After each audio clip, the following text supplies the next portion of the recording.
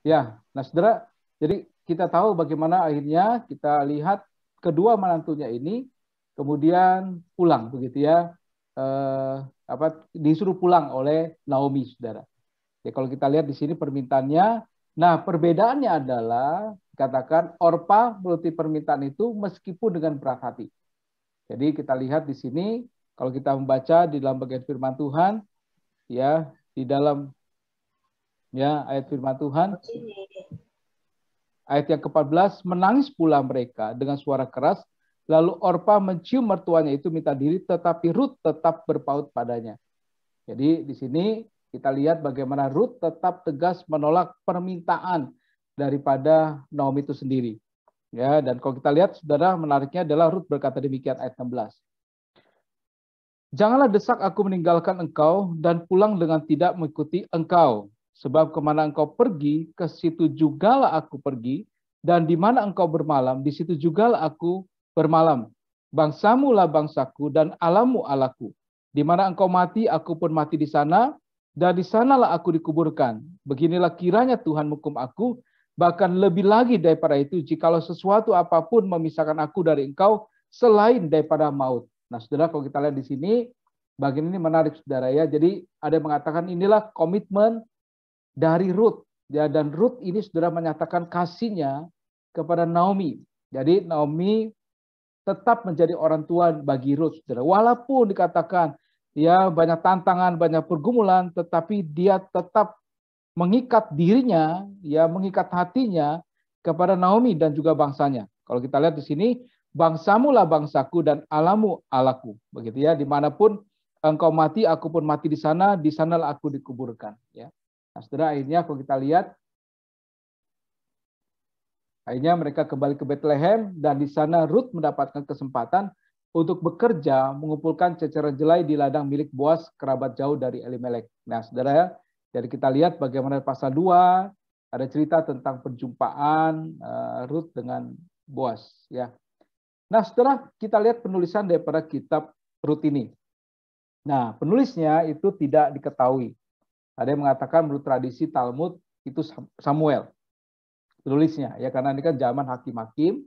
Tetapi ada informasi lain bahwa penulisannya kitab ini setelah zaman Daud. Jadi ini cerita yang sudah terjadi, kemudian ada tradisi lisan. Jadi tradisi lisan itu cerita dari mulut ke mulut begitu ya. Ya, jadi ini memang tradisi yang dilakukan dan kemudian ditulis setelah zaman Daud. Jadi, nah tapi memang ini tidak mudah diketahui siapa penulisnya, jelas karena di sini tidak ada catatan tentang penulis kitab Rut ini. Nah, zaman itu sendiri, saudara, yang lebih cocok dikatakan zaman penulisannya, begitu ya, pada masa kerajaan abad ke-10 sampai abad ke-7. Jadi, kalau terjadinya, jelas itu ayat pertama, jelas itu konteksnya pada zaman para hakim memerintah ada kelaparan di tanah Israel, begitu ya. Jadi kalau dikatakan zaman para hakim, udah itu jelas di dalam kitab Hakim-Hakim. Jadi sejarah kitab Hakim-Hakim ini di satu masa, di satu waktu itu ada zaman kelaparan. Ya, kemudian juga mereka pergi ke negeri Moab, walaupun ya harapannya memang kita lihat tidak mudah, tetapi mereka menemukan hal kebalikannya. Nah, saudara, yang menarik catatan ini adalah bicara tentang, kalau kita sini saya akan kasih itu sebentar. Nah, perkawinan Levirat. Nah, saudara, perkawinan Levirat ini adalah perkawinan bagaimana saudara itu menanggung keluarga yang meninggal, begitu ya, istri yang meninggal. Nah, di dalam Ulangan 25 ayat 5 sampai 10 dikatakan demikian, ya, saudara bisa baca juga, saya akan bacakan buat kita. Apabila orang-orang yang bersaudara tinggal bersama-sama dan seorang daripada mereka mati dengan tidak meninggalkan anak laki-laki, maka janganlah istri orang yang mati itu kawin dengan orang di luar lingkungan keluarganya. Saudara suaminya haruslah menghampiri dia dan mengambil dia menjadi istrinya, dan dengan demikian melakukan kewajiban perkawinan ipar. Maka anak sulung yang nanti dilahirkan perempuan itu haruslah dianggap sebagai anak saudara yang sudah mati itu, supaya nama itu jangan terhapus dari antara orang Israel. Tapi jika orang itu tidak suka mengambil istri saudaranya, maka haruslah istri saudaranya itu pergi ke pintu gerbang, menghadap para tua-tua serta berkata, iparku menolak menegakkan nama saudaranya di antara orang Israel. Ia tidak mau melakukan kewajiban perkawinan ipar dengan aku. Kemudian para tua-tua kotanya haruslah memanggil orang itu dan berbicara dengan dia Jika ia tetap berpendirian dengan mengatakan, aku tidak suka mengambil dia sebagai istri, maka haruslah istri saudaranya itu datang kepadanya di hadapan para tua-tua, menanggalkan kasut orang itu dari kakinya, meludahi mukanya sambil menyatakan, beginilah harus dilakukan kepada orang yang tidak mau membangun keturunan saudaranya. Dan di antara orang Israel namanya harus disebut kaum yang kasutnya ditanggalkan orang. Nah, setelah ini catatan dalam Ulangan 25 dan yang terjadi di dalam kehidupan keluarga Naomi, ya, Ruth begitu ya. Jadi catatan ini, saudara, sebagai catatan yang diberikan ya kepada orang Israel supaya tetap garis keturunan itu tetap berlangsung. Jadi misalkan ada satu keluarga, kemudian suaminya itu kemudian meninggal dunia, maka tinggal istrinya. Maka keluarga daripada suaminya itu, adik atau kakak yang masih ada, masih hidup, itu harus menikahi wanita yang sudah janda ini dari iparnya. Jadi harus menikahi iparnya. Nah, supaya apa? Supaya garis keturunan daripada keluarga itu tetap ada. Ya, jam keluarga misalkan dari keluarga misal saja Hosea begitu ya namanya. Atau misalkan siapa begitu ya. Nah, kalau misalkan itu meninggal maka harus ada keturunan untuk melangsungkan. Nah, kalau di dalam masa ini kan kita tahu garis fam itu misalkan marga ya, marga. Cuma karena di sini memang sudah tidak ada lagi ya kewajiban untuk menikah, misalkan ipar kita, misalnya keluarga kita meninggal kemudian harus menikah ipar, itu tidak ada. Nah, cuma pada waktu itu jelas ada. Ya, dan ini memang menjadi sebuah kewajiban yang harus dilakukan. Kalau tidak mau, maka ini menjadi sebuah penghinaan ya. Jadi ayat yang 9 itu jelas, ayat 9 dan 10. Nah, memang berbeda dengan konteks Ruth ini. Jadi kita lihat sudah dalam konteks Ruth ini menjadi sebuah terjadi perkawinan Levirat juga. Nah, jadi sekali lagi, apabila seorang laki-laki di Israel meninggal dunia tanpa meninggalkan anak laki-laki, maka kewajiban untuk melanjutkan keturunan terletak pada kerabat terdekatnya dengan menikahi janda tersebut dan mendapatkan anak laki-laki agar namanya tidak terhapus dari Israel. Jadi bisa dikatakan, saudara, ini terus beruntut begitu ya. Jadi misalkan ada berapa orang, dilihat mana yang paling terdekat. Si A, kalau si A nggak mau ke B, B nggak mau C, sampai seterusnya begitu. Nah, peristiwa Ruth ini, saudara, menarik, saudara. Memang ini kalau kita lihat apa yang terjadi dalam kitab ini, sepertinya adalah cerita tentang strategi Naomi. Karena Naomi sudah tidak punya anak laki-laki lagi, begitu ya. Ya, dua-duanya sudah meninggal, maka dia punya tanggung jawab untuk menikahkan anaknya, menantunya ini supaya garis keturunan daripada Elimelek suaminya itu ada begitu ya, khususnya laki-laki. Sehingga kemudian dia pikirkan strategi seperti apa, dan kemudian dia menemukan ini harus menikah dengan Boaz. Ya, jadi kalau kita lihat strateginya sampai Naomi menyuruh Ruth untuk bekerja di tempat Boaz. Ya, kemudian dengan strateginya kita lihat saudara dalam bagian apa yang kita baca, kalau sudah baca kitab Ruth ini, sampai akhirnya Boaz itu mengerti, memahami bahwa dia punya kewajiban untuk bertanggung jawab dengan Ruth. Nah, cuma yang menarik adalah ternyata itu ada satu orang lagi yang lebih berhak daripada Boaz. Ya, kalau sudah baca di dalam bagian firman Tuhan ini, ya, dan kemudian memang pinternya Boaz. Ya, mungkin gitu ya, mungkin ini Ruth juga cantik, sehingga kemudian Boaz sudah jatuh cinta, sudah jatuh hati, sehingga dia berusaha memikirkan bagaimana caranya dia bisa mendapatkan Ruth. Ya, awal-awal kan yang ditawarkan itu adalah bukan Ruth-nya dulu. Jadi sama seperti firman Tuhan, ada tua-tua di bawah sidang begitu, kemudian disampaikan di situ apa yang terjadi. Ya, dari situ Boaz kemudian menyampaikan kepada orang yang lebih berhak, ini lo ada tanah begitu ya yang harus kamu tanggung dari kerabatmu Naomi, Elimelek begitu ya. Nah, harus begitu. Pertama dia mengatakan, oke, nggak apa-apa, aku ambil. Tapi kata Boaz, kalau engkau mengambil, maka ada seorang yang bernama Ruth yang harus kau nikahi. Nah, kelihatannya dia tidak mau, sehingga mengatakan, udah kami tidak mau, dan akhirnya itu diambil oleh Boaz. Ya, jadi ayat 9 berkata demikian. Ya, jadi istilah ini, saudara, di dalam bagian firman Tuhan ada istilah penebus, begitu ya. Ayat 8 kemudian mengatakan begini, lalu penebus itu berkata kepada Boaz, engkau saja yang membelinya. Jadi setelah diceritakan segala hal, karena ada wanita yang harus diambil selain tanah pusaka, akhirnya apa dikatakan, sudah engkau saja yang mengambil, kata penebus. Jadi penebus ini adalah orang yang berhak menebus dari apa yang menjadi bisa dikatakan harta atau tanah untuk dilanjutkan untuk memelihara kehidupan daripada keturunan Elimelek yang sudah meninggal dulu ya. Nah, akhirnya Boas berkata, dikatakan, lalu dia berkata begini, kamulah pada tua-tua dan semua orang di situ. Kamulah pada hari ini menjadi saksi bahwa segala milik Elimelek dan segala milik Kilion dan Mahlon aku beli dari tangan Naomi. Juga Rut perempuan Moab itu istri Mahlon aku peroleh menjadi istriku untuk menegakkan nama orang yang telah mati itu di atas milik pusakanya. Ya, demikianlah nama orang itu tidak lenyap dari antara saudara-saudaranya dan dari antara warga kota. Kamulah pada hari ini menjadi saksi. Dan kemudian resmi dikatakan, ya kami menjadi saksi, silakan kau mengambil dan biarlah keturunan itu terus berlangsung. Begitu ya. Ya ini saudara ya, jadi ini menjadi ciri khas daripada kitab ini. Nah garis besarnya saudara, ada 5 bagian ya, saya keluarkan semua. Ya, jadi pertama kalau kita lihat ayat pertama sampai ayat kelima itu pengungsian ya dan tragedi keluarga Elimelek. Kalau kita lihat bahkan pada waktu pulangnya itu ya bisa dikatakan sebuah tragedi begitu ya. Tetapi di sini satu sisi mereka juga bisa melihat bagaimana karya Tuhan itu bekerja. Kemudian pasal pertama ayat 6 sampai 22 ceritakan mereka pulang ya Naomi dan Ruth. Ruth kemudian berjumpa dengan Boas pasal 2, kemudian pasal ketiga itu rencana ya Naomi dan keberhasilannya dan pasal ketiga, dan terakhir itu kemudian perkawinan Ruth dan Boas dan kelahiran seorang anak laki serta silsilah Peres begitu ya ayat yang ke-17.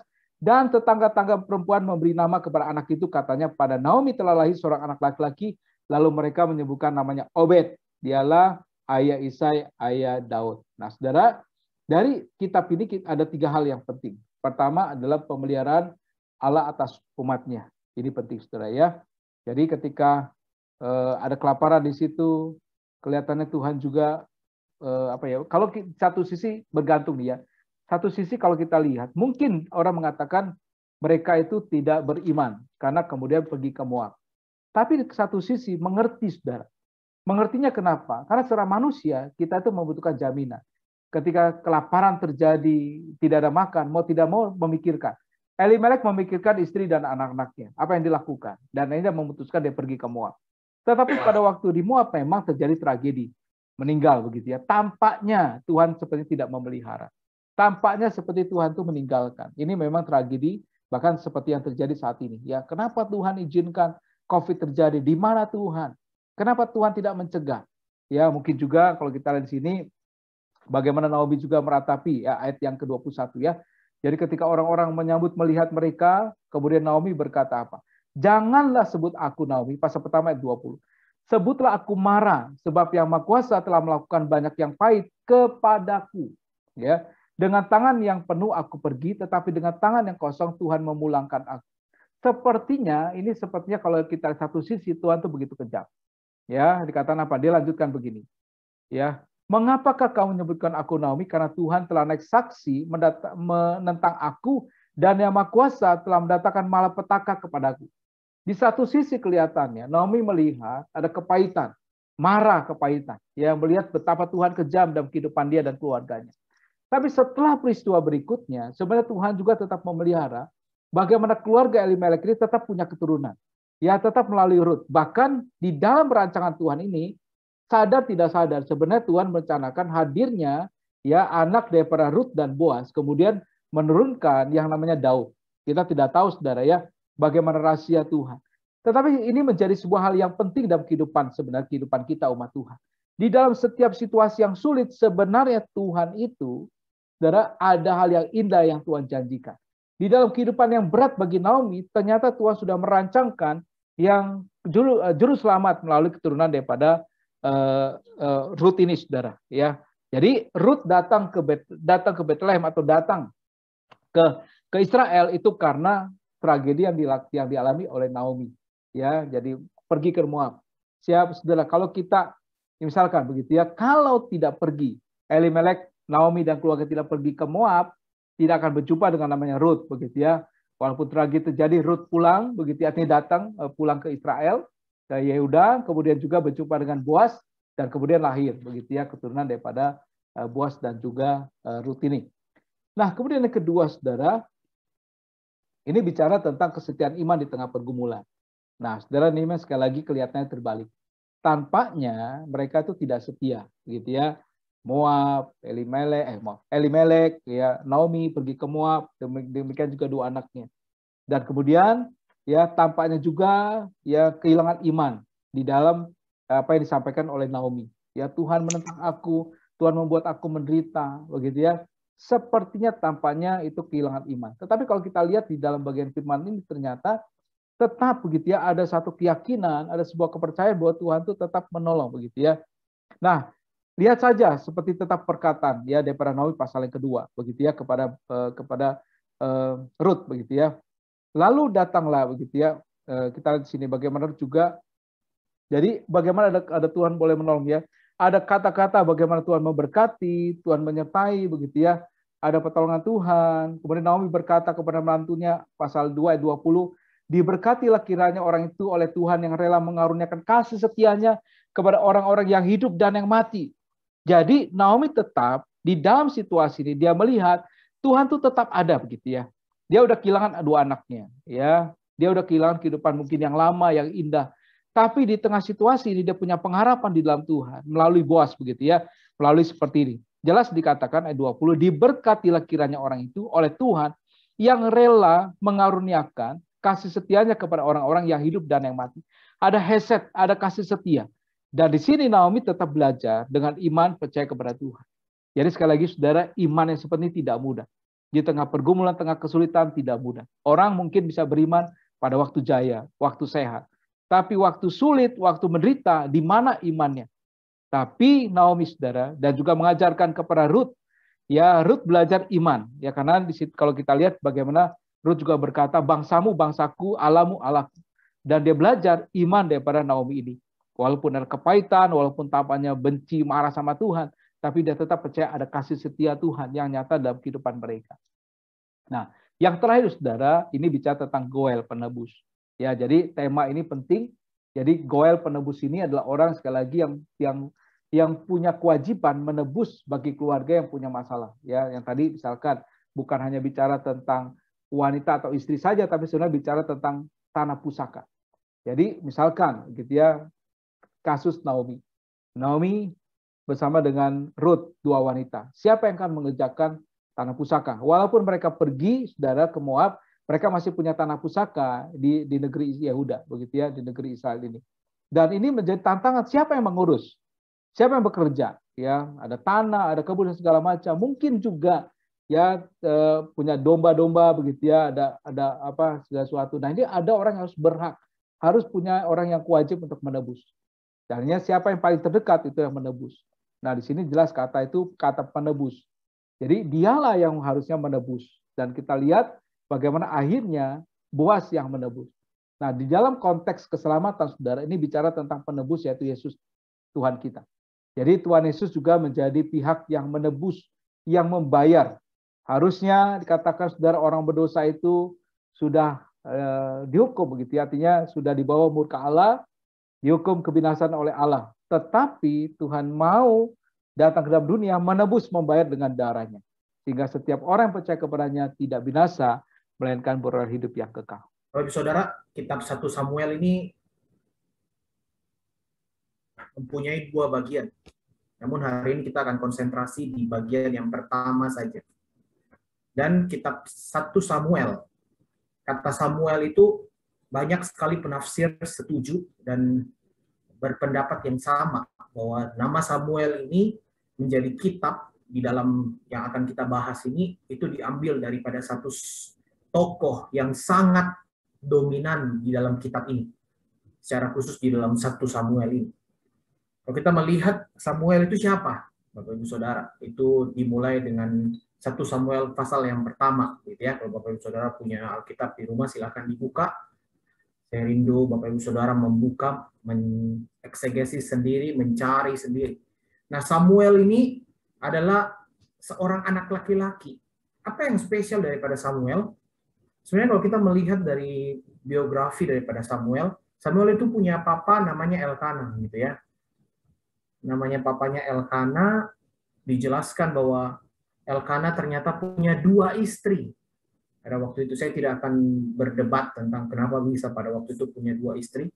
Itu nanti akan kita bahas lebih lanjut lagi. yang kenyataannya adalah Elkana ini, papa daripada Samuel ini, punya 2 istri. Namanya, kalau Bapak Ibu Saudara lihat, Penina dan Hana. 2 minggu yang lalu di doa Rabu kita ngebahas tentang Hana, gitu ya. Ibu Lina, Evangelis Lina sudah membahas begitu dalam tentang Hana dan Penina. Nah, 2 istri ini ternyata tidak akur, Bapak Ibu Saudara. Kalau lihat, ternyata si Penina ini punya banyak anak, begitu ya. Dia dengan Elkana ini punya banyak anak. Sedangkan Hana ini tidak punya anak. Atau Alkitab seringkali menuliskan dengan kata mandul. Tidak punya anak.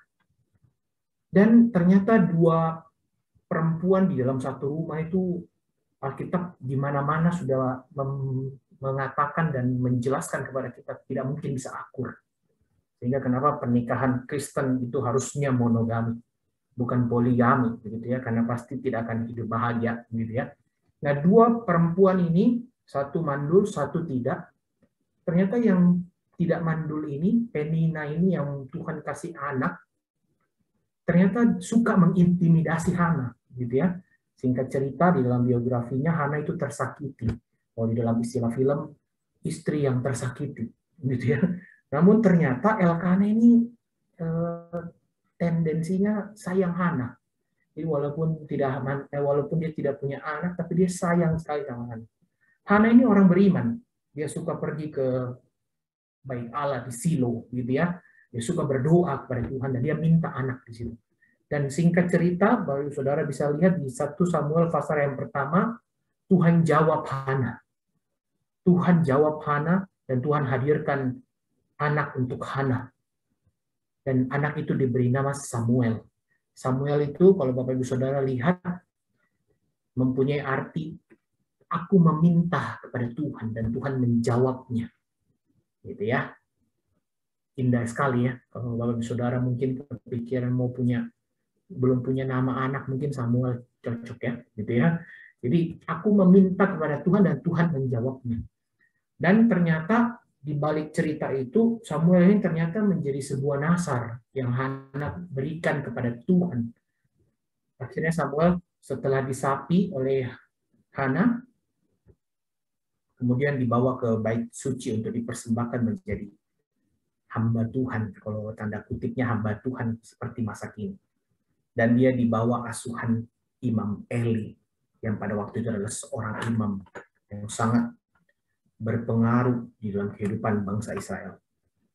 Disitulah mulai kisah ini, Bapak Ibu Saudara. Sehingga nama Samuel itu menjadi nama yang cocok untuk di dalam kitab ini, karena nanti Bapak Ibu Saudara akan melihat Samuel ini sangat dominan di dalam kitab 1 Samuel. Samuel ini mempunyai peran yang begitu penting, dan beberapa penafsir Alkitab setuju bahwa di dalam perjanjian lama, salah satu tokoh yang begitu penting selain Musa, Daud, itu adalah Samuel.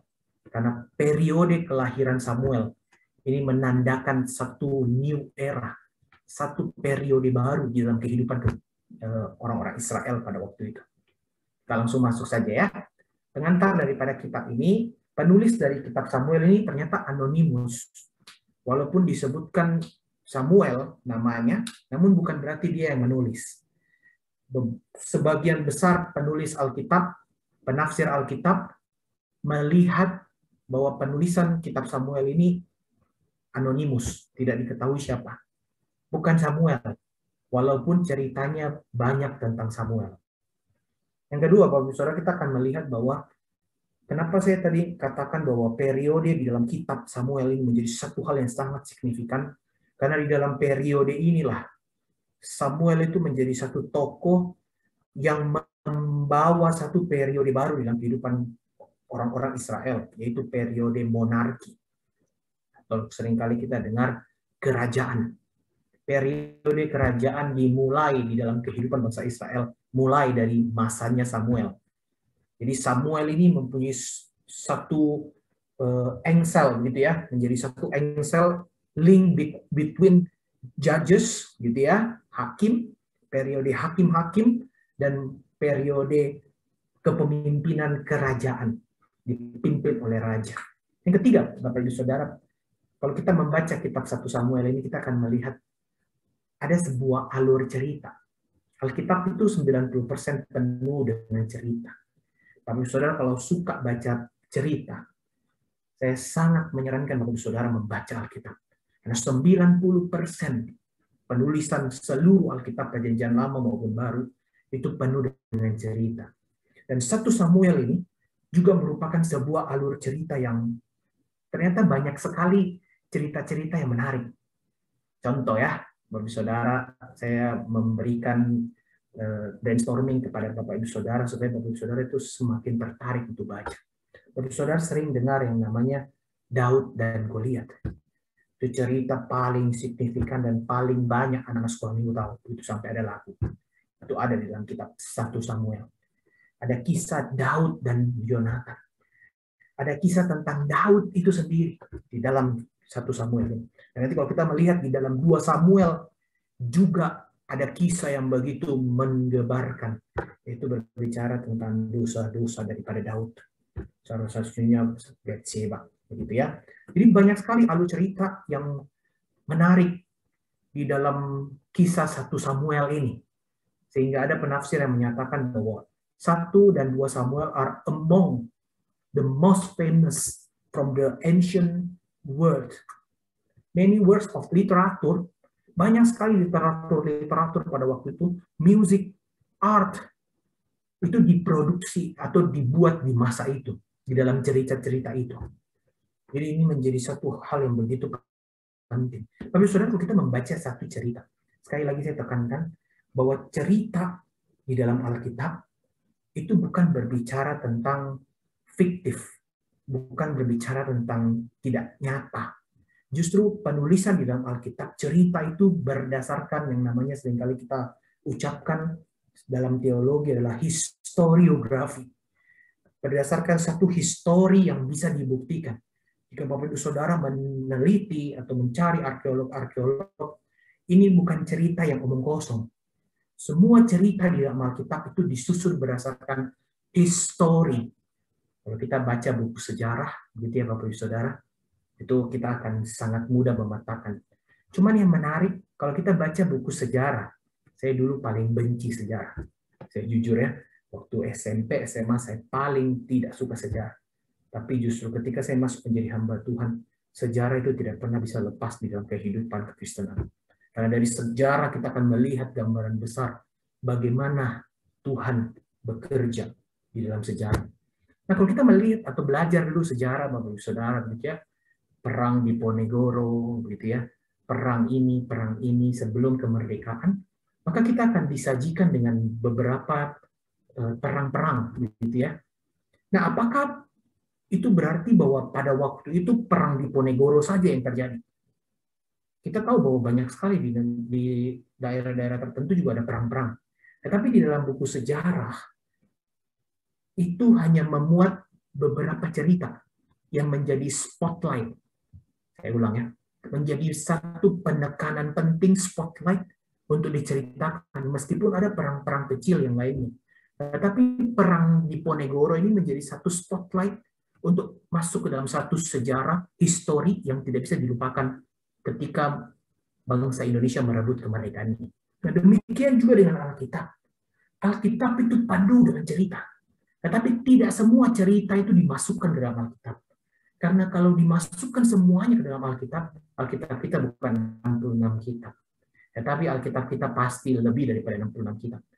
Justru ketika cerita-cerita itu dimasukkan atau terkesan difilter, disortir menjadi satu kitab dan cerita itu menjadi satu kesinambungan, itu sebenarnya mau mengajak kita untuk melihat bahwa ada maksud daripada cerita itu. Ini menyambung dengan salah satu pertanyaan yang minggu lalu ditanyakan juga, kenapa cerita tentang misalnya hakim ini lebih pendek daripada hakim Gideon? Karena di dalam Alkitab atau di dalam teologi kita belajar yang namanya dia nggak perlu terlalu banyak dibicarakan. Tetapi pada waktu Alkitab membicarakan tentang Gideon banyak sampai 2 ayat atau 2 pasal, itu berarti ada something yang Tuhan lagi ingin bicara di situ. Jadi gitu ya. Jadi mari kita melihat cerita-cerita di dalam Alkitab itu bukan fiktif, memang berdasarkan histori dan bisa dibuktikan. Dan yang kedua, cerita di dalam Alkitab itu punya meaning, punya maksud ketika ada di dalam itu. Dari sekian banyak cerita pada waktu itu, saya yakin waktu itu bukan hanya Samuel yang lahir di periode monarki, tetapi nama Samuel menjadi satu cerita yang dibangkat di dalam Alkitab dan menjadi satu hal yang begitu signifikan untuk kita pelajari bersama. Gitu ya. Jadi alur ceritanya banyak sekali. Saya sekali lagi mengajak Bapak Saudara untuk membaca setiap cerita di dalam 1 Samuel. Bapak Saudara, kita melihat outline daripada 1 Samuel. Sebenarnya kalau kita memetakan Bapak Ibu Saudara, outline atau dari 1 Samuel 1 sampai 1 Samuel pasal yang ke-31, itu sebenarnya hanya terdiri dari 4 bagian besar. Saya ulang ya, hanya ada 4 bagian besar di dalam 1 Samuel ini, kitab 1 Samuel ini. Yaitu bicara tentang story of Samuel itu sendiri. Cerita daripada Samuel itu sendiri. Kalau Bapak Ibu Saudara melihat biografi daripada Samuel di rumah Eli, begitu ya. Story-nya tentang Samuel itu dimulai di awal-awal pasal kitab ini. Dan yang kedua, bagian kedua yang kalau Bapak Ibu Saudara membaca nanti, Saudara akan melihat ada transisi dari bangsa Israel itu menuju kepada yang namanya periode kerajaan. Di pasal yang ke-8 kita akan melihat bahwa bangsa Israel itu minta raja. Minta raja. Padahal pada waktu itu ada Samuel. Ini menarik ya. Ada Samuel, tetapi bangsa Israel minta raja. Nah, kenapa minta raja? Bapak Saudara coba baca dulu di dalam 1 Samuel, Saudara akan mengerti. Kenapa bangsa Israel minta raja? Dan singkat cerita, Tuhan kabulkan. Wah, menarik ya. Kenapa maksudnya Tuhan kabulkan? Karena kalau kita melihat secara konsisten sebenarnya, ketika Israel dipanggil keluar daripada bangsa Mesir, menuju kepada tanah perjanjian, secara konsisten, Tuhan itu inginkan satu pembeda, yaitu bangsa Israel itu jadi satu bangsa pembeda. Pembeda apa? Pembeda bahwa mereka adalah orang-orang bangsa yang langsung dipimpin oleh Tuhan. Yaitu seringkali kita sebut dengan namanya teokrasi. Jadi Tuhan yang harusnya memimpin melalui nabi-nabinya. Bapak Ibu Saudara, ini menjadi satu konsep yang besar sebenarnya.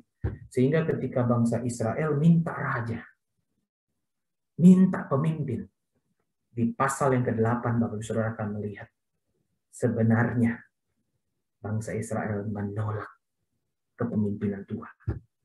Mereka tidak mau dipimpin Tuhan. Sehingga mereka minta raja. Samuel di pasal yang ke-8 Bapak Ibu Saudara akan melihat begitu marah sebenarnya.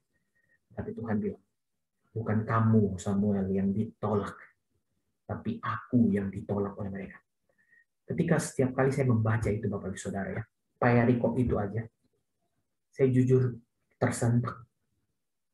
Saya jujur tersentak sekali. Seringkali bukan hanya bangsa Israel yang menolak Tuhan. Seringkali di dalam perjalanan kehidupan kita pun sebenarnya kalau mau jujur, ada bagian-bagian tertentu di dalam hidup kita yang sebenarnya kita juga menolak Tuhan. Kita nggak mau diatur Tuhan. Kita nggak mau dipimpin Tuhan. Kita mau jalan sendiri. Dan demikian menjadi satu gambaran daripada bangsa Israel ketika ia minta raja. Bangsa ini minta raja. Sehingga cerita di bagian yang ketiga itu dimulai dengan muncul satu raja baru. Muncul satu raja. Raja yang dipilih oleh bangsa Israel.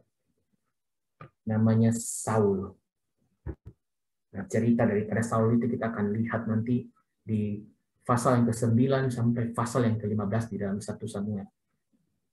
Setelah periode daripada Saul, di bagian yang keempat daripada kerangka besar kitab 1 Samuel, kita akan melihat muncul satu sosok yang begitu besar sampai sekarang kita sering kali tahu dan dengarkan orang ini, yaitu Daud. Kisahnya Daud dimulai. Jadi kisahnya Saul menjadi raja, dan di balik kegagalan-kegagalan Saul, lahir Daud. Pilihan Tuhan. Daud itu Di dalam 1 Samuel pasal yang ke-16, Bapak Ibu Saudara akan melihat Tuhan bilang Daud itu adalah orang yang aku kasihi. Aku pilih. Aku yang pilih orang itu. Keren ya. Nah, jadi 4 gambaran besar yang nanti Bapak Ibu Saudara akan baca, akan selidiki, dan akan melihat apa signifikansi daripada keempat story, cerita besar ini di dalam 1 Samuel. Teologi daripada kitab Samuel. Gitu ya. Apa sih sebenarnya kitab Samuel ini? Apa yang kita perlu lihat secara gambaran besar? Yaitu yang pertama seperti yang tadi saya katakan bahwa kepemimpinan Tuhan itu adalah sebenarnya bukan kerajaan. Sekali lagi ya. Dari awal bangsa Israel dipanggil keluar dari Mesir, itu sebenarnya Allah tunjukkan dirinya sebagai raja. Atau seringkali kita sebut teokrasi. Sebagai raja yang satu-satunya harus disembah dan diikuti oleh Israel. Namun Israel menolak. Kepemimpinan Allah itu mereka tolak. Tidak mau dipimpin oleh Tuhan. Mereka mau dipimpin oleh raja. Nah, raja di dalam konsep dunia timur dekat kuno pada waktu itu, kalau Bapak Ibu dengar konsep dunia timur dekat kuno, itu adalah dunia pada waktu perjanjian lama. Nah, di dalam dunia perjanjian lama, dunia timur dekat kuno, itu raja itu menjadi satu sosok yang sangat berpengaruh. Kenapa sangat berpengaruh? Karena ia memegang kendali sebuah kerajaan, dan bukan memegang kendali kerajaan itu saja. Orang-orang yang di dalam kerajaan itu, termasuk rakyat. Dan raja itu menentukan arah hidupnya rakyat. Termasuk aspek religius penyembahan kepada Allah. Nah, kalau Bapak Ibu Saudara lihat ya, ketika raja, nanti di dalam 1 raja-raja begitu ya, atau 2 raja-raja, Bapak Ibu Saudara lihat, raja ini naik, bangsa seluruh rakyat menyembah Baal. Gitu ya. Raja ini naik, menyembah kepada Tuhan, seluruh rakyat di bawah menyembah Tuhan kembali. Ini periode akan urutan yang akan Bapak Ibu Saudara lihat. Karena memang sosok raja pada waktu itu penting sekali. Dan sangat berpengaruh. Dan sekali lagi, mereka menolak Tuhan sebagai raja. Yang kedua, Bapak Ibu Saudara, kita akan melihat bahwa Tuhan itu memelihara. God's providential guidance. Kita melihat dari awal nanti Bapak Saudara membaca dari awal sekali 1 Samuel. Pasal yang pertama sampai pasal yang ke-31. Kita itu akan melihat secara jelas Allah itu yang tuntun. Allah itu yang seperti membuat skenario cerita. Sekali lagi, Allah membuat sebuah skenario cerita. Allah itu seperti sutradaranya. Yang tuntun, yang pelihara orang-orang yang dipilihnya. Hana itu Tuhan yang tuntun. Hana itu masuk di dalam skenario ceritanya Tuhan. Dan di dalam skenario ceritanya Tuhan, Hana itu Tuhan pelihara. Untuk sampai satu waktu, Hana masuk di dalam rencananya Tuhan. Untuk melahirkan Samuel. Dan kita juga melihat bagaimana Daud. Kisah daripada Daud. Bagaimana Tuhan yang tuntun. God's providential guidance itu nyata sekali dalam kehidupan Daud ketika kita baca 1 Samuel 1. Nanti kita akan melihat bagaimana Daud diurapi. Namun sebelum diurapi itu menarik sekali kisahnya Bapak Ibu Saudara. Dan saya sangat mengajak kita untuk membaca kisahnya itu. Daud ketika diurapi, Samuel itu sempat terkecoh. Karena anak-anak Kisai itu yang lain lebih kekar, lebih hebat, lebih cocok secara militer menjadi raja. Jadi Samuel aja hampir terkecoh. Namun di dalam pemeliharaan dan di dalam tuntunan Tuhan, Daud itu terus dijagai Tuhan, dituntun Tuhan di dalam satu skenario ceritanya Tuhan untuk mendatangkan kebaikan. Tuhan memelihara setiap orang-orang pilihannya dalam tanda kutip dengan unik. Bapak Saudara akan melihat bahwa Hana tidak baik-baik saja pada waktu itu. ketika Tuhan bilang atau Tuhan memberikan janji kepada kita bahwa Dia akan menuntun dan memelihara, itu bukan berarti kita akan hidup baik-baik saja. Semua orang di dalam Alkitab yang dituntun oleh Tuhan itu hidupnya kurang baik, gitu ya. Tidak sedang baik-baik saja, tidak sedang lancar-lancar saja. Tetapi di dalam pemeliharaan Tuhan yang unik, Tuhan itu jaga dan pelihara. Daud, kalau Bapak Ibu Saudara baca nanti dalam 1 Samuel, Daud itu dikejar-kejar sama Saul. Hidupnya tidak baik-baik saja semenjak ditunjuk atau dipilih oleh Tuhan. Dia harus berpindah dari satu kota ke kota yang lain. Untuk apa? Supaya tidak dibunuh oleh Saul. Dan di dalam ketidakbaikan yang dialaminya, tidak baiknya kondisinya, justru kita akan melihat bahwa ternyata Tuhan terus pelihara di dalam ketidakbaikan itu. Saya ulang ya. Ini satu konsep yang Bapak Ibu Saudara harus ingat baik-baik. Ikut Tuhan itu bukan kita lancar-lancar jaya. Ikut Tuhan itu bukan kita happy-happy terus. Kita tidak ada masalah. Tetapi ketika Tuhan bilang Tuhan pelihara, itu adalah berbicara ketika kita jalan hidup itu tidak mudah. Kita ketika jalani hidup itu tidak gampang. Toh kita bisa lewati itu. Karena ada satu backup, topangan daripada Tuhan. Untuk kita terus jalan dan Tuhan pelihara. Demikian juga dengan Daud. Daud di dalam masa-masa yang tidak mudah nanti kalau kita melihat pindah ke sini karena dikejar, pindah ke goa, harus hidup begitu susah, harus sampai pergi ke Filistin. Bangsa yang pernah, kalau Bapak Saudara, satu pendekarnya yaitu Goliat dari Filistin pernah dibunuh oleh Daud. Tetapi justru Daud sekarang harus pindah ke Filistin. Jadi satu kondisi yang tidak mengenakan, tapi Tuhan pelihara dia. Sampai tiba saatnya akan jadi satu raja yang begitu besar dan menggemparkan Israel. Sampai hari ini, seluruh orang-orang Kristen akan melihat bahwa Daud adalah salah satu pemimpin bangsa Israel yang paling berhasil, yang paling besar. Yang ketiga, Bapak Ibu Saudara, ini saya minta maaf karena bahasa Inggris, karena saya sulit menerjemahkan ke Indonesia, dan saya ingin mengajak kita untuk melihat bahasa Inggris daripada poin ketiga ini sangat indah, gitu ya. Bapak Ibu Saudara ingin capture, boleh ya. Namun saya terjemahkan secara literal seperti ini. Poin yang ketiga kita lihat itu, Tuhan itu punya kehendak. Dan kehendaknya Tuhan itu mutlak. God's sovereign will and power. Sekali lagi, Tuhan itu punya kehendak. Karena dia pemilik alam semesta, dia pemilik kita semua. Dan kehendaknya pasti terjadi. Mutlak terjadi dalam kehidupan ciptaan termasuk kita.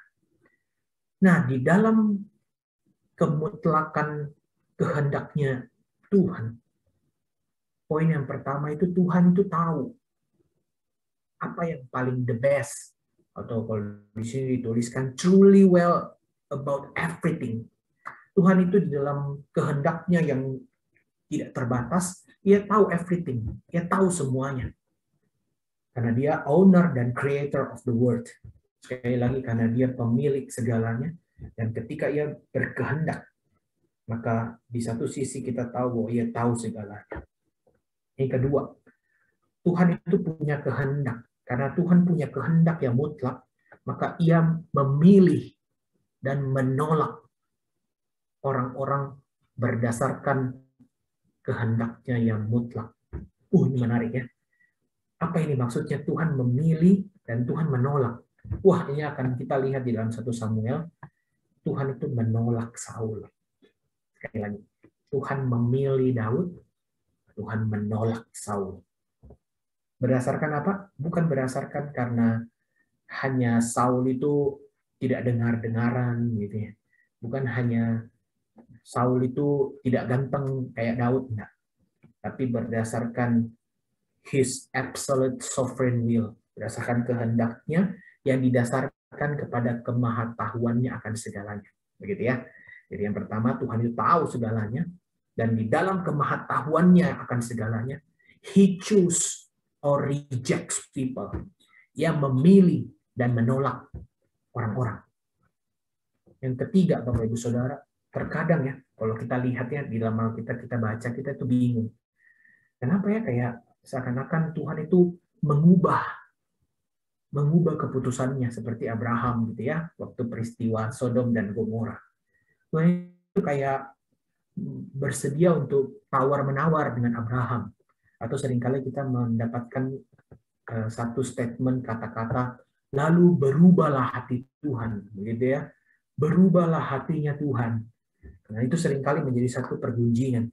Dan kita kadang mengertinya, melihatnya, kok Tuhan berubah sih? Katanya Tuhan itu absolut, gitu ya. Tuhan itu mutlak kehendaknya. Kenapa bisa berubah oleh pertimbangan manusia?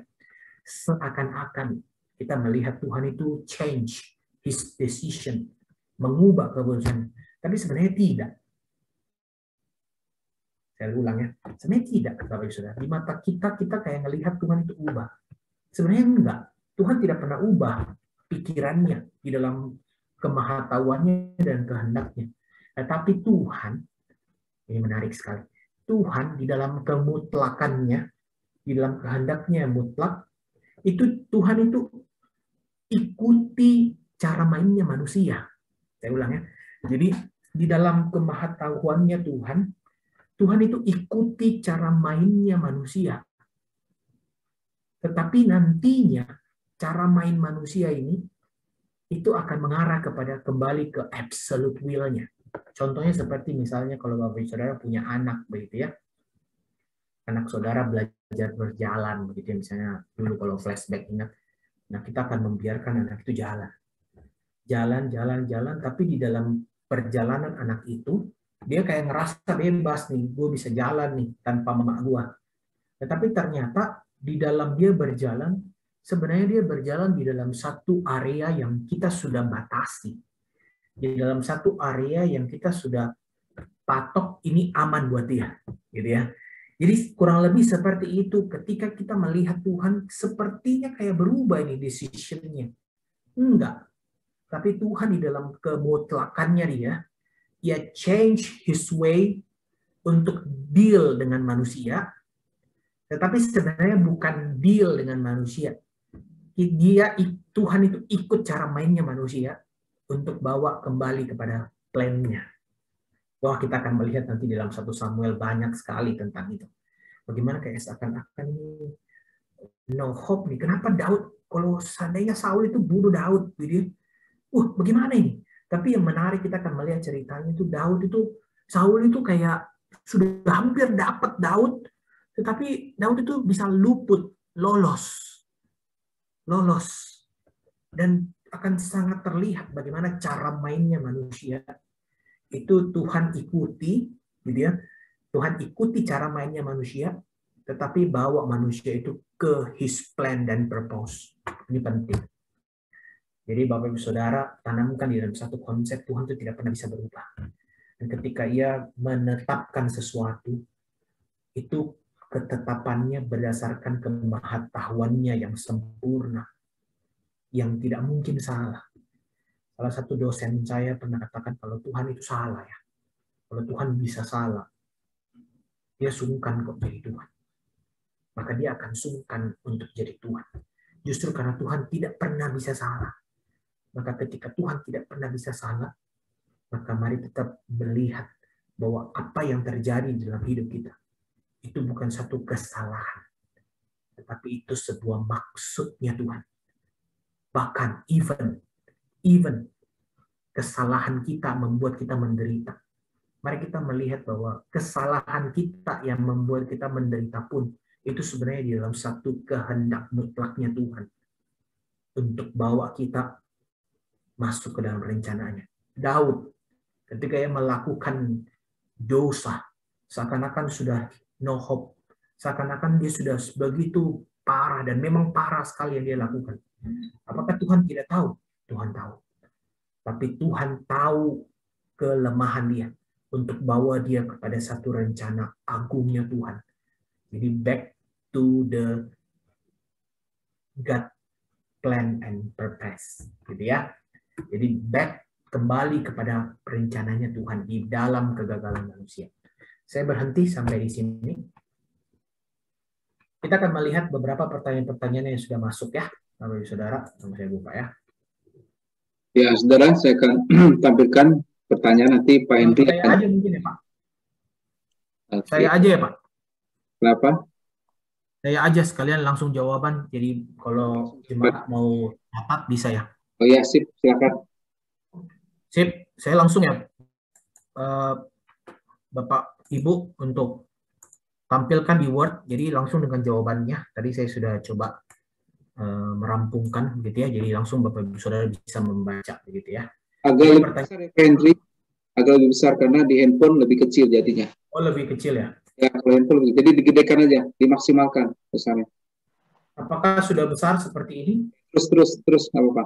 Terus lagi, dimaksimalkan aja. Oke. Oke. Bapak Ibu Saudara bisa baca? Saya. Kita mulai ya. Jadi pertanyaan yang pertama yang masuk itu, di manakah Samuel saat bangsa Israel berperang melawan Filistin? Gitu ya, di 1 Samuel 4. Bukankah Samuel sudah diangkat Tuhan menjadi nabi? Apakah Samuel juga hakim pada masa itu?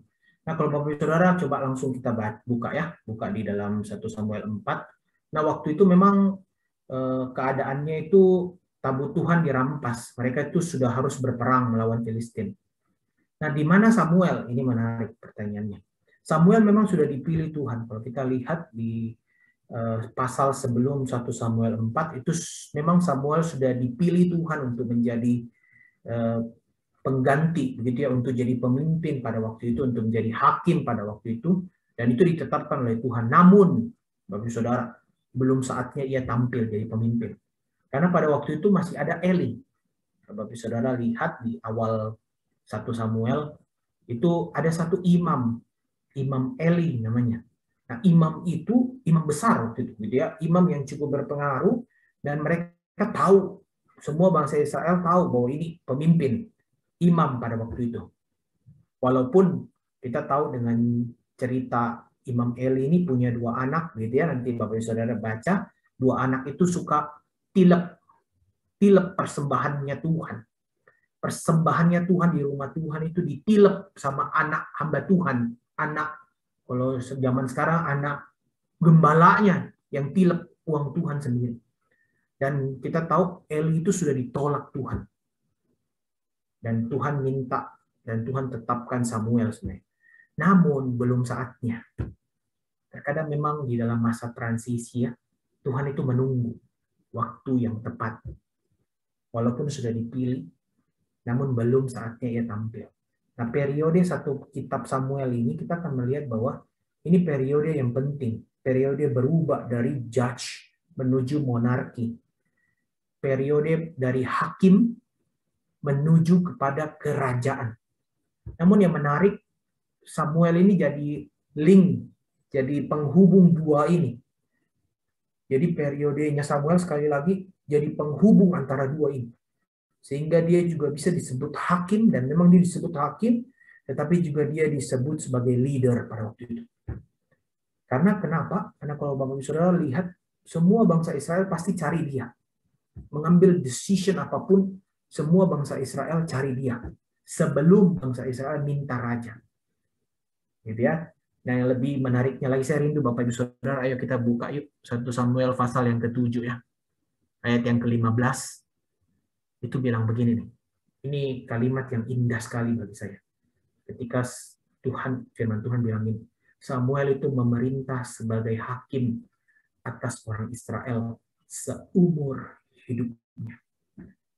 Bapak Saudara, kalau kita baca kitab hakim-hakim yang lalu, 2 minggu atau 3 minggu yang lalu, kita melihat itu periodenya hakim-hakim itu terbatas.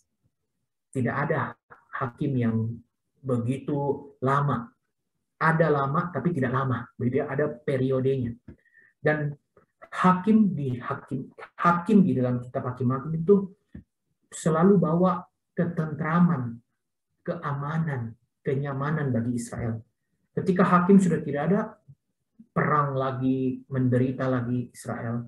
Dan ketika di 1 Samuel pasal yang ke-7 ayat 15 menuliskan, Tuhan bilang, sebenarnya seakan-akan Tuhan itu bilang begini, hai Israel, Dulu saya kasih kamu hakim yang gonta-ganti. Sekarang aku kasih kamu Samuel untuk sampai ia mati. Di sini kita melihat bagaimana Tuhan memelihara. Tuhan itu menuntun bangsanya. Tuhan kasih Samuel sebagai orang yang mewakili suara Tuhan kepada bangsa itu. Seumur hidupnya, nggak ada periode. Tidak ada lagi periode seperti hakim-hakim. Seumur hidupnya mendatangkan keamanan dan kenyamanan bagi Israel. Itu ya, pertanyaan pertama kurang lebih seperti itu. Pertanyaan yang kedua, Bapak Ibu Saudara, 1 Samuel 10 ayat 8, 1 Samuel 10 ayat 9 sampai 10 itu apa maksudnya Tuhan mengubahkan hati Saul menjadi lain? Sambil kalau Bapak Ibu Saudara langsung mau buka, silakan ya. Kita waktu kita melihat satu ayat, Bapak Ibu Saudara, mari kita melihat apa maksud daripada, karena ini cerita, begitu sekali lagi, karena ini cerita, 1 Samuel pasal yang ke-10 itu cerita. Jadi ketika kita melihat satu ayat, nah mari kita melihat satu ayat itu di dalam panjangnya cerita itu apa, begitu ya. Karena di dalam satu cerita pasti punya maksud dan konteks. Ada latar belakangnya dari cerita itu kenapa sampai ada tulisan itu, gitu ya. Nah, di 1 Samuel pasal yang ke-10 itu memang dikatakan Saul itu, Tuhan itu ubahkan hatinya Saul jadi lain. Nah, apa itu maksudnya Tuhan ubahkan? Apakah seperti tidak sadarkan diri, gitu ya, bernubuat? Apakah kepenuhan roh itu mirip sama sekarang yang Tuhan hadirkan saat ini? Nah, jawaban saya seperti ini. Memang di semua terjemahan dan termasuk bahasa aslinya, kata mengubah itu benar. Tuhan ubah memang. Namun ada satu terjemahan yang menarik bagi saya untuk kita lihat. Terjemahannya itu NET, gitu ya. New English Translation. Nah, itu dia menerjemahkan di ayat yang ke-9 itu, God changed his inmost person. Wah, ini bagi saya memberikan pemahaman yang lebih luas. Bapak Ibu Saudara, mari saya mengajak kita melihat bukan hanya satu terjemahan.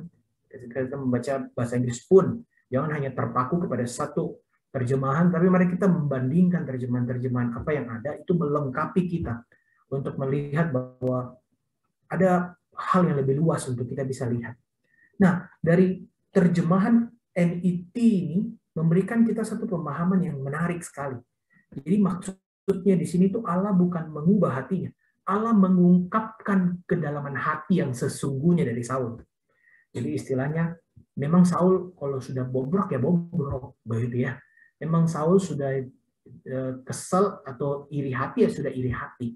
Dan Tuhan itu mengungkapkan kedalaman hatinya yang sesungguhnya dari Saul. Nah, sedangkan di ayat yang ke-10 terdapat kata Roh Allah berkuasa atasnya. Nah, ini menunjuk kepada satu manifestasi Roh Allah. Di dalam perjanjian lama memang kita melihat manifestasi daripada Roh Allah itu hinggap kepada seseorang secara sementara. Dan sewaktu-waktu itu bisa pergi. Memang konsep di dalam perjanjian lama seperti itu. Roh Allah itu secara sementara menghinggapi orang itu, dan sewaktu-waktu dapat pergi dari orang itu kalau tugasnya sudah selesai. Nah, mengenai apakah Saul sadar ketika dipenuhi roh, saya percaya Saul sadar. Kenapa? Karena di dalam konteks 1 Samuel ini kita akan lihat itu Samuel itu sedang mengurapi Saul. Setelah Samuel urapi Saul, baru lanjut Saul itu berkata-kata, dia seperti kayak seakan-akan berkata-kata bernubuat. Jadi konteksnya Saul mendapatkan urapan dari Allah menjadi seorang raja Israel. Nah, pengurapan itu mempunyai makna yang diperkenan Tuhan. Sekali lagi kita melihat pengurapan pada waktu perjanjian lama itu punya makna diperkenan Tuhan. Pengurapan juga menjadi tanda bahwa dia itu dikhususkan oleh Tuhan. Kuasa roh Tuhan itu akan menyertai orang tersebut untuk melakukan pekerjaan Tuhan. Sekali lagi, jadi ketika orang dihinggapi roh Tuhan, itu bukan berarti dia kayak orang gila, Bapak Ibu Saudara. Enggak ya. Konsep roh Allah menghinggapi orang itu punya maksud orang itu mesti ngelakuin sesuatu. Sekali lagi, orang itu bukan berbusa-busa, diam, statis, pasif. No, Di dalam perjanjian lama, konsep roh Tuhan menghinggapi seseorang itu untuk melakukan sesuatu, yaitu pekerjaan Tuhan. Nah, baik imam, raja itu harus diurapi terlebih dahulu sebelum melakukan tugasnya. Bisa lihat refer ayatnya. Sehingga pengurapan itu memberikan tanda bahwa pekerjaan orang itu penting. Sesuatu hal yang diembannya itu penting. Karena roh Tuhan ini hinggap. Jadi bukan main-main nih. Ada something yang mulia, kudus, berat yang harus dilakukan. Gitu ya. Singkat cerita, pengurapan juga itu menandakan suatu periode yang khusus dalam kehidupan seseorang. Periodenya Saul itu ketika dia diurapi, maka dia siap menjalani jabatannya sebagai raja. Kurang lebih seperti itu. Dan nanti Bapak Ibu Saudara saya bisa kirimkan ini, Bapak Ibu Saudara bisa baca. Nah, Roh Kudus, sekali lagi konsep Roh Allah menghinggapi seseorang itu bukan dalam keadaan tidak sadar. Sekali lagi, tidak pasif atau statis, tetapi ada maksud untuk dia doing something, melakukan sesuatu. Di dalam perjanjian lama, perjanjian baru kita akan melihat bahwa ketika dipenuhi, ya Bapak Ibu Saudara lihat di dalam perjanjian baru konsep dipenuhi Roh Kudus itu yang menariknya itu selalu dituliskan berdampingan dengan dipimpin Roh Kudus. Nah, ini menjadi satu keseimbangan atau ekuivalen sebenarnya. Kalau Saudara melihat surat-surat Paulus, seringkali Paulus bilang, hendaklah kamu dipenuhi Roh Kudus. Namun menjadi satu ekuivalennya atau keseimbangannya adalah sebenarnya dipenuhi Roh Kudus itu Paulus selalu kaitkan dengan yang namanya dipimpin Roh Kudus. Sehingga Roh Kudus yang diberikan oleh Yesus kepada anak-anaknya itu tidak lagi pergi. Di dalam perjanjian baru tidak lagi pergi. Bukan hanya untuk menghinggapi seseorang melakukan sesuatu, enggak lagi. Tapi Roh Kudus Tuhan kasih untuk selama-lamanya di dalam hidup anak-anaknya. Namun pertanyaannya begini, kalau Roh Kudus tidak bisa pergi lagi, apakah kita sudah memberi dirinya kita untuk dipimpin Roh Kudus? Atau seringkali kita yang pimpin diri kita sendiri? Nah, bernubuat, tadi ada kata bernubuat di dalam perjanjian lama, itu berbicara apa yang diberikan Tuhan untuk mereka bicara. Sekali lagi ya, bernubuat itu bukan syalabalaba-laba, berbahasa roh. Bernubuat itu ngomong apa yang Tuhan mau dia omong. Jadi ngomong sesuatu yang Tuhan ingin dia ngomong. Namun kata yang sama bernubuat juga itu, nah ini menarik sekali. Kalau saudara melihat ada Bileam waktu di dalam kitab Bilangan, Bileam pun bernubuat. Nah, kata yang sama di dalam Alkitab ini, bernubuat ini artinya ngomong apa yang Tuhan ngomong, tetapi juga bisa diberikan atau dilakukan oleh guru-guru palsu atau pengajar sesat. Jadi orang-orang pilihan Tuhan bisa bernubuat, tetapi orang-orang yang tidak kenal Tuhan, pengajar sesat pun, dia bisa bernubuat. Makanya ada kata nubuatan palsu. Ya. Yang ketiga, Bapak Ibu Saudara. Dalam 1 Samuel 19 ayat 20-24 itu disebutkan tentara Saul itu kepenuhan Roh Allah. Nah, pertanyaannya apa bedanya dengan Daud diurapi ketika ia juga dipenuhi Roh Tuhan? Di dalam 1 Samuel 6 ayat 13. Oh, ini ada perbedaan Bapak Ibu Saudara, kalau melihat di dalam bahasa aslinya ini menarik lagi. Ada perbedaan besar sekali ketika tentara Saul itu dipenuhi Roh Allah dengan ketika Daud dipenuhi Roh Allah. Di dalam 1 Samuel 19 ayat 20 itu gunakan kata Spirit of God. Tapi God di situ itu pakai kata Elohim.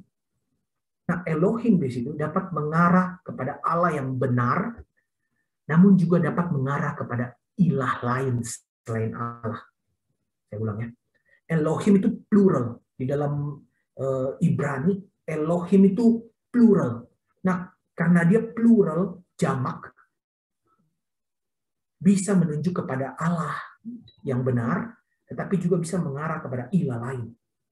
Nah, di dalam 1 Samuel pasal yang ke-16 ayat 13 juga gunakan kata Spirit of God. Tapi God di sana itu pakai kata Jehovah. Oh, Bapak Saudara, kalau ikut doa pagi, kita lagi ngebahas minggu-minggu yang lalu, kita lagi ngebahas tentang Yehovah, nama Allah di dalam Alkitab. nama Allah di dalam perjanjian lama. Jadi kata God yang menunjuk kepada Yehova, Yahweh, gitu ya, itu ditujukan hanya kepada Allah Israel, Allah yang benar, the one and only. Ini menarik ya. Saya juga waktu baca juga sangat menarik dan tertarik. Kata yang sama, Spirit of God. Tetapi Spirit of God itu bisa datang dari mana-mana. Dan termasuk ilah lain juga bisa memberikan kita spirit. Tetapi ketika Allah mengurapi Daud, itu pakai kata Yehova. Ditujukan kepada satu Allah yang benar. Yahweh. Yang keempat, 1 Samuel 13 ayat 1 itu dikatakan Saul itu memerintah 2 tahun lamanya. Sedangkan di dalam terjemahan NIV sudah 42 tahun. Jadi yang benar yang mana? Begitu ya. Kalau kita lihat lagi, sebenarnya di dalam Kisah Para Rasul 13 ayat 21 juga menuliskan tentang ini. Gitu ya. Nah, dituliskan itu Saul itu memerintah Israel 42 tahun lamanya. Tapi bukan artinya 42 tahun, Bapak Ibu. Kalau lihat baik-baik, di dalam Kisah Para Rasul 13 ayat 21 itu penggunaan katanya itu bukan Saul memerintah Israel 42 tahun lamanya, melainkan sampai umurnya Saul 42. Jadi umurnya Saul sampai 42, dia memerintah Israel. Nah, hal yang sama di dalam 1 Samuel 13 ayat 1 itu dituliskan bahwa Saul memang di dalam Alkitab Indonesia tidak terlihat ya, hanya sekian lamanya begitu ya.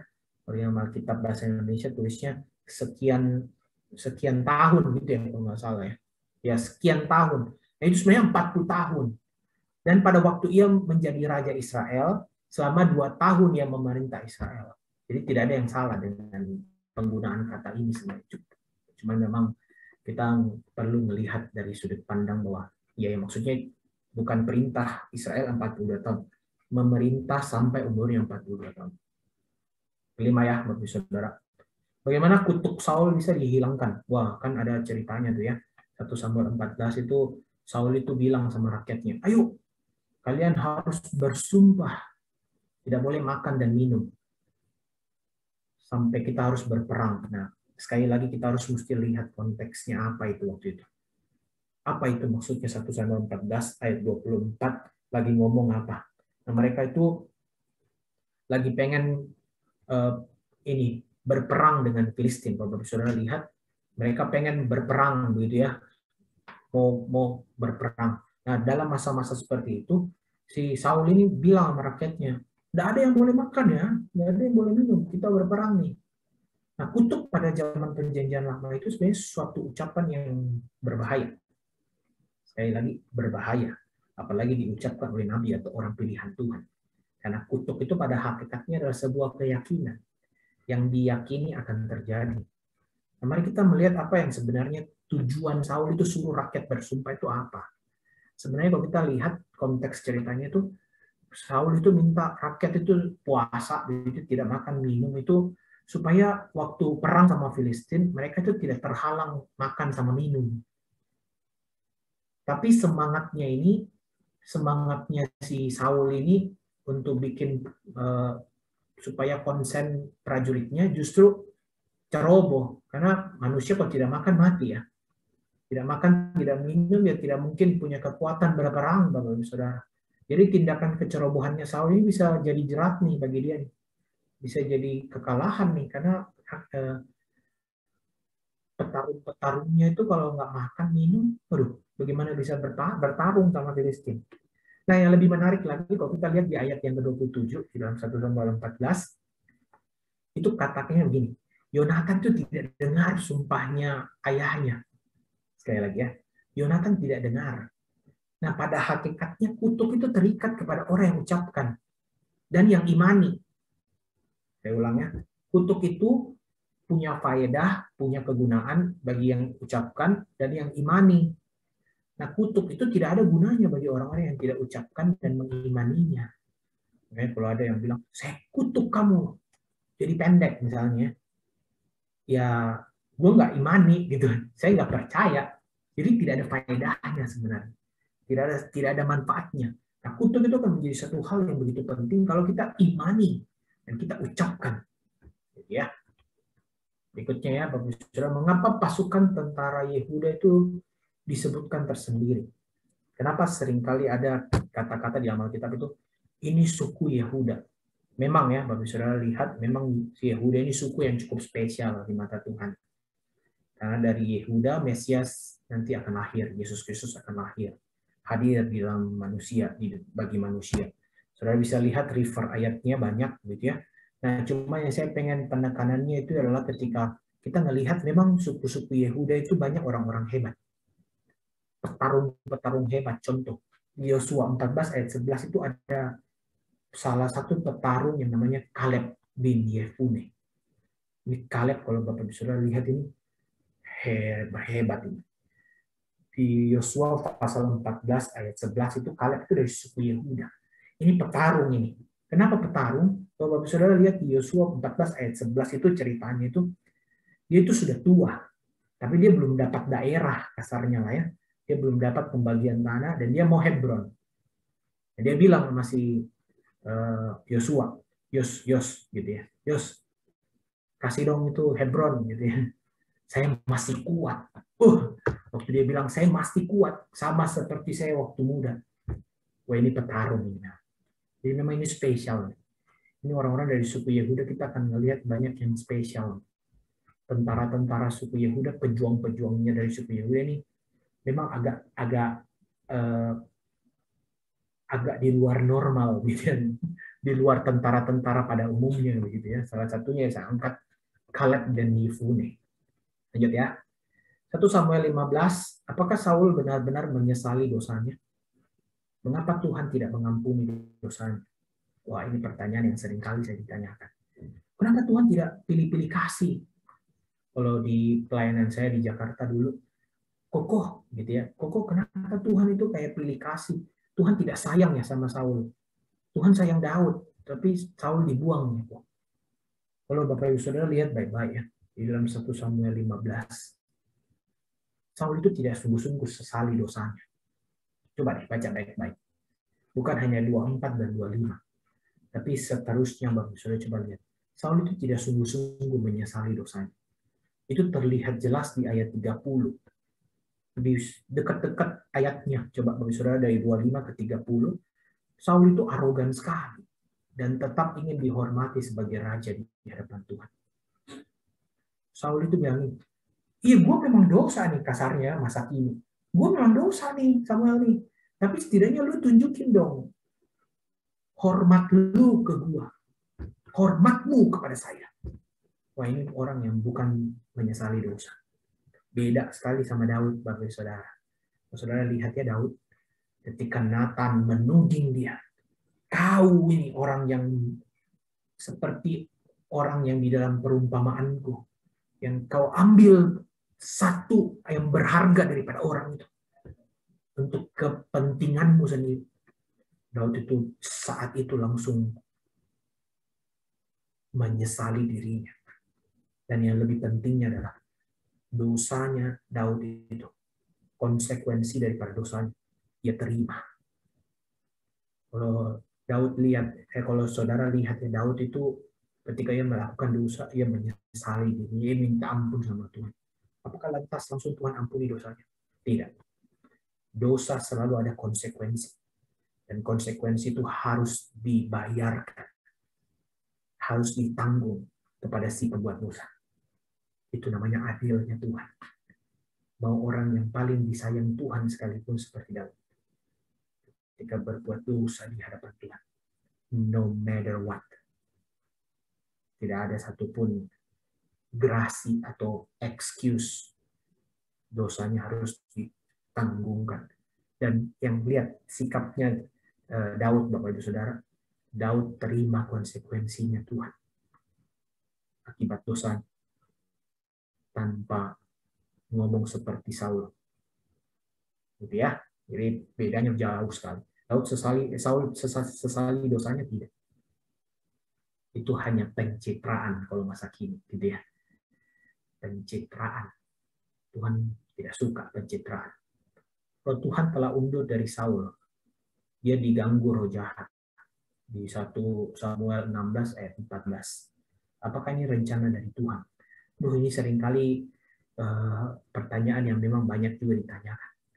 Apalagi kan ada kata memang, kalau kita baca ya 1 Samuel 16, coba buka Bapak Saudara.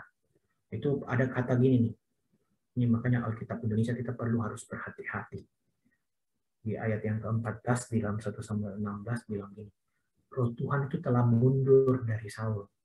Dia diganggu oleh roh jahat yang dari Tuhan. Waduh, kita langsung bilang, wah Tuhan nih, Tuhan nih, pokoknya Tuhan. Kalau orang Makassar bilang, Tuhan ini, Tuhan ini Tuhan yang salah, ini Tuhan. Gitu ya. Jadi kita langsung bilang, Tuhan yang salah. Bukan, saudara. Bukan begitu caranya. Cara berpikirnya tidak begitu.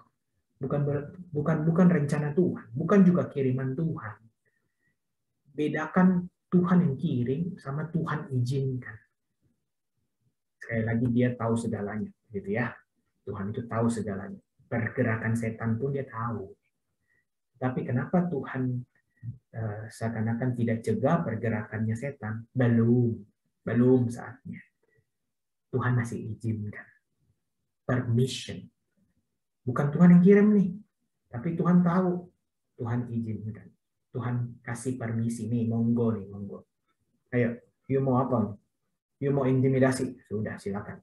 Kan memang kalau urutan logikanya, kan roh Tuhan sudah mundur dari Saul. Jadi Tuhan tidak ada lagi di dalam pihaknya Saul. Jadi ketika Tuhan tidak ada di pihaknya Saul, roh jahat mau masuk, monggo untuk mengintimidasi Saul.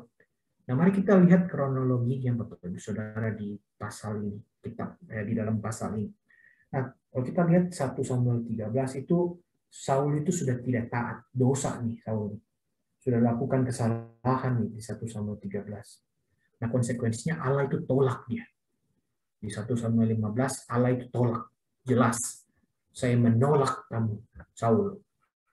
Nah, di 1 Samuel 16 dituliskan Tuhan itu mundur dari Saul.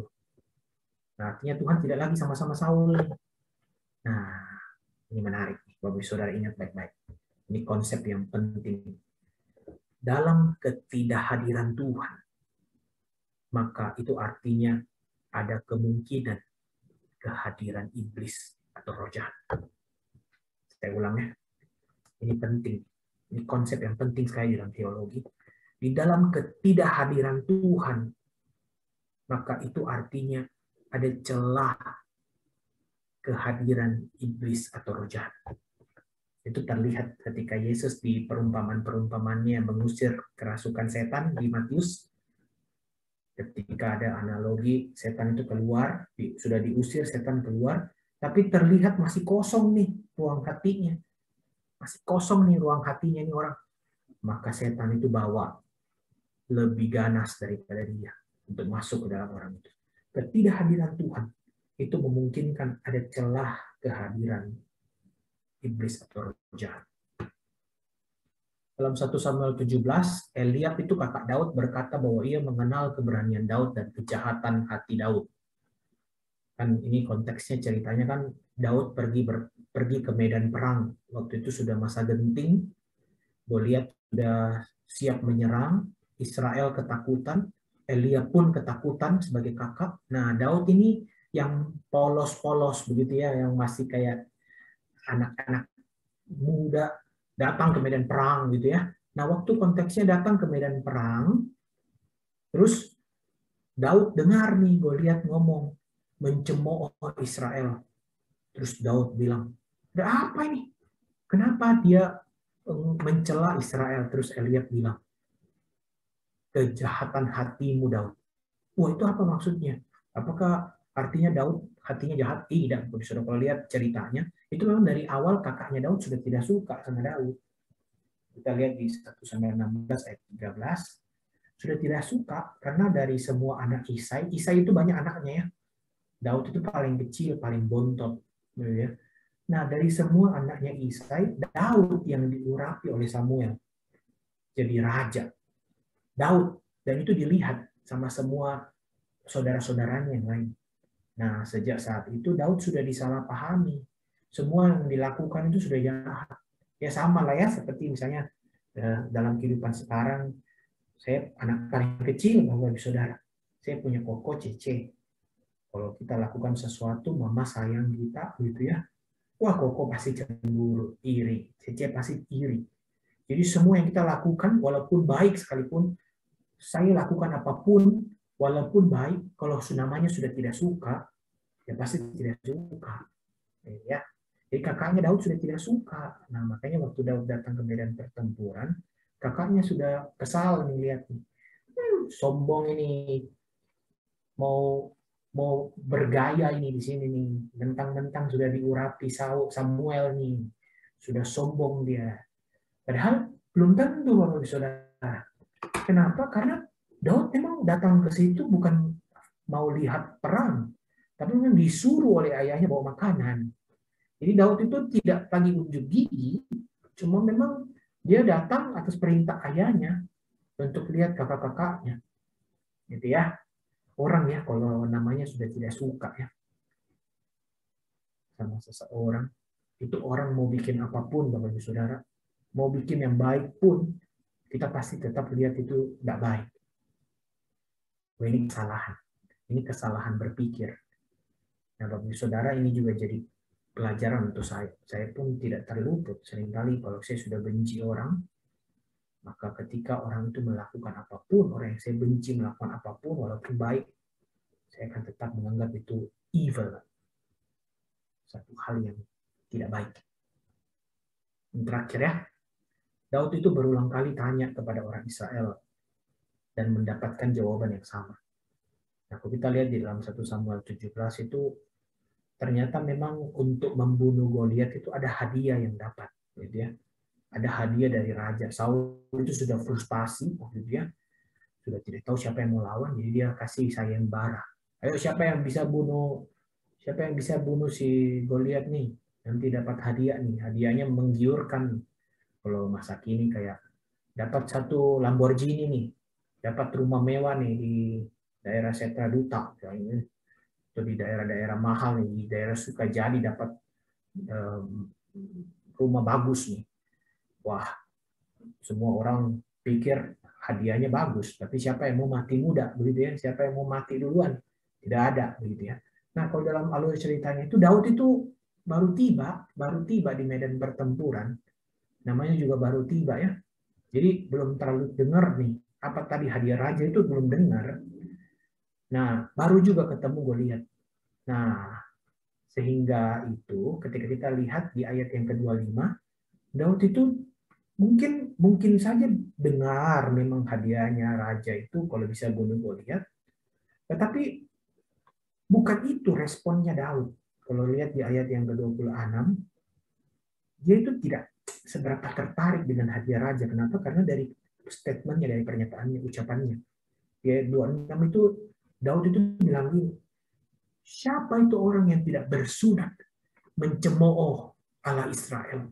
Jadi yang Daud tertarik itu, dia marah karena Goliat ini mencemooh Tuhan yang dia percaya. Bahwa itu dia lebih tertarik itu daripada hanya hadiah raja. Gitu ya. Kurang lebih demikian dari saya. Kiranya bisa yang bertanya tadi, kiranya bisa mendapatkan pelajaran dan kita juga sama-sama bisa bertumbuh di dalam Tuhan. Terima kasih. Ya, nah teman-teman terima kasih buat Pak Hendri. Saya mau mungkin tambahkan yang berkenaan dengan pasal 13 ayat pertama ya. Saya akan share screen dulu ya. Bentar ya. Nah ini saudara ya, ini memang menarik sekali. Jadi akhirnya saya coba gali lebih dalam. Nah saudara, kalau ini saudara bisa baca ya. Ini saya besarkan lagi. Nah ini teks bahasa aslinya saudara ya. Jadi ini bahasa Ibraninya. Silakan Ibu Gio baca gitu ya. Nah, tapi saudara ini ada dua sorotan sebenarnya dari teks ini. Kan kalau bahasa Indonesia kan begini, Saul berumur sekian tahun ketika ia menjadi raja, 2 tahun ia memerintah atas Israel. Nah, saudara di dalam bahasa aslinya justru menarik begini. Yang menjadi sorotan adalah kata sekian tahun dan 2 tahun, betul ya? Nah, kata sekian tahun itu sebenarnya aslinya itu dari kata Syana.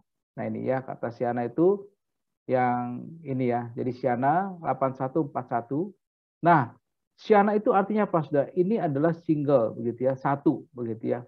Jadi dan first form. Jadi ini kan bicara tentang tunggalnya satu.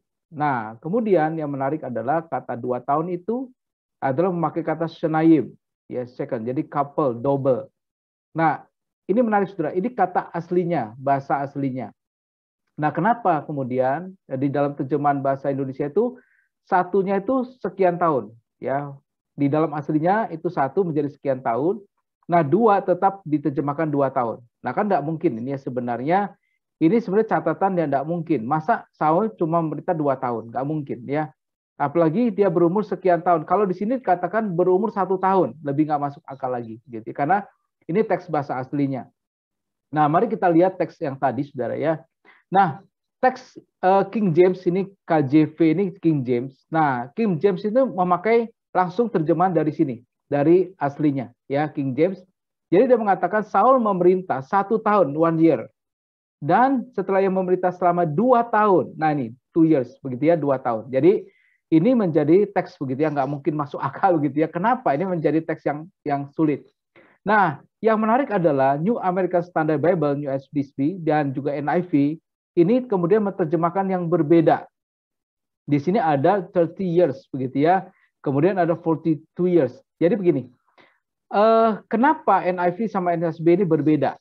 Nah, saudara, ternyata itu persoalan di teks aslinya. Jadi kalau sudah baca, nah, saudara, kalau di dalam kita belajar teologi itu ada kritik teks namanya. Jadi teks itu dilihat, diperhatikan, atau ditafsirkan lebih, begitu ya. Apakah ada sebuah bentuk yang biasa yang ada yang dilakukan atau dicatat di dalam bagian-bagian yang lain di dalam Alkitab.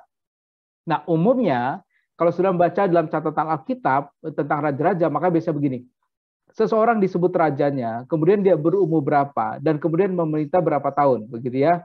Kalau sudah perhatikan, misalnya Raja Lemuel atau Raja siapa, Yeskia, kalau Yoas atau apa, biasanya ada kesimpulan, dia berumur berapa jadi raja, dan kemudian beberapa lama dia memerintah. Nah, saudara, menarik, saudara, ini kalau kita lihat ternyata Saul itu tidak diketahui berapa lama usianya, kemudian tidak diketahui berapa lama dia memerintah. Jadi kelihatannya kehilangan catatan pada masa itu, berapa lama Saul berumur, berapa usia Saul menjadi raja, dan berapa lama dia memerintah.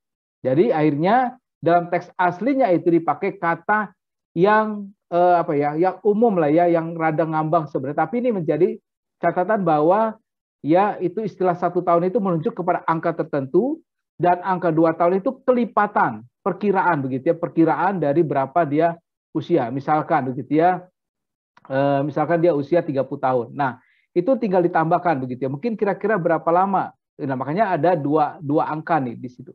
Rata-rata adalah 240 tahun, misalkan Daud begitu ya. Jadi angka dipakai adalah double begitu ya, 12, 20 dan segala macam.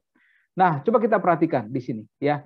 Nah, New American Standard Bible dan NIV mencoba menebak-nebak berapa usia dan berapa lama Saul itu memerintah. Jadi diperkirakan, ini sepakat nih, New American Standard Bible sama NIV itu sepakat, 30 tahun. Jadi diperkirakan 30 tahun usia dia, ya masih muda, 30 tahun menjadi raja, dan memerintah kira-kira itu 40 tahun.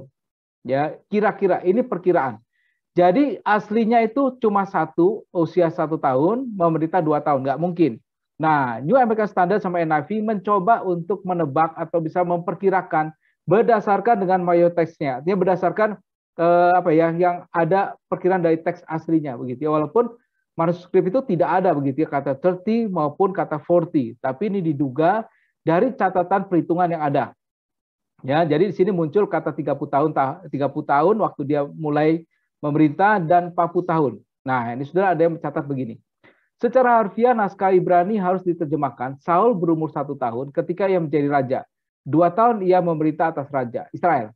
Ini memang tidak masuk akal. Rupanya penyusun kitab tidak tahu umur Saul waktu naik takhta, atau mungkin angka asli hilang dari naskah Ibrani. Saul juga memerintah lebih lama dari 2 tahun saja pasti. Tapi agaknya lamanya pemerintahan dengan sengaja dikurangi atas dasar pertimbangan teologis. Nah, Isibon sendiri itu juga ada ya, kalau kita lihat itu selama 2 tahun. Nah, Wycliffe sendiri begini. Wycliffe menafsirkan begini.